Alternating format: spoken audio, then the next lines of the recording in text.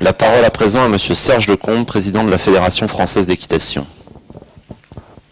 Mesdames et Messieurs les députés, Mesdames et Messieurs les représentants de l'État, Mesdames et Messieurs les directeurs et directrices, Mesdames, Messieurs, chers amis, nous voilà réunis pour concrétiser un projet qui nous tient à cœur et je vous remercie très sincèrement pour votre présence. Je me dois de rappeler qu'il s'agit d'organiser les efforts conjoints de l'IFCE et de la Fédération française d'équitation autour du beau sujet de l'équitation de tradition française par une convention spécifique.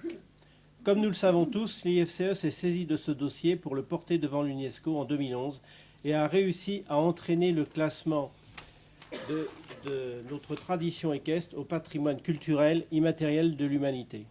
Je veux donc saisir cette occasion pour remercier tous ceux à l'IFCE qui se sont impliqués avec bonheur à cette époque et souligner combien il fut pertinent pour notre établissement public du cheval de porter ce dossier.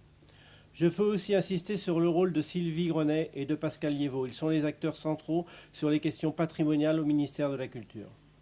Ils ont cru dans ce dossier et ils l'ont conduit avec succès. Je veux les remercier très sincèrement au nom de la Fédération et de tous nos écuyers, nos cavaliers et nos clubs. Et puis, je souhaite remercier le ministère de la Culture lui-même et ses services qui ont accepté d'héberger notre petit moment d'aujourd'hui et de donner toute sa dimension à l'accord que nous sommes en train de construire. Avec cette question de l'équitation française de tradition, nous touchons à un pan très important de la culture de notre pays. C'est un domaine où les Français se sont particulièrement illustrés. Illustrés par l'écriture, à travers une littérature unique et mondialement reconnue, illustrés par la pratique sur le terrain avec des écuyers dont l'expertise fut reconnue et cherchée par nombre de pays européens à l'apogée de l'art équestre au XIXe siècle, illustrés par leur implication dans la création des sports équestres au début du XXe siècle. C'est cet héritage que nous souhaitons transmettre au mieux. Et la meilleure des transmissions, c'est évidemment de faire vivre, de faire évoluer, de moderniser et de partager. Alors pourquoi une convention, me direz-vous? Pour des raisons de cohérence et d'efficacité d'abord. Et parce qu'une culture ne saurait exister sans la mobilisation des cavaliers et des cadres de l'équitation qui se réapproprient notre tradition équestre à travers des actions qui lui donnent du sens.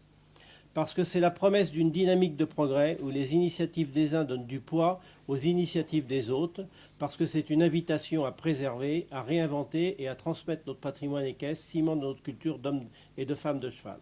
Et parce qu'ensemble, on est toujours plus fort pour faire mieux. L'enracinement dans une culture multiséculaire est à la fois un bonheur et une force. Signer cette convention, c'est partager cette volonté et s'engager. Voilà, merci à vous.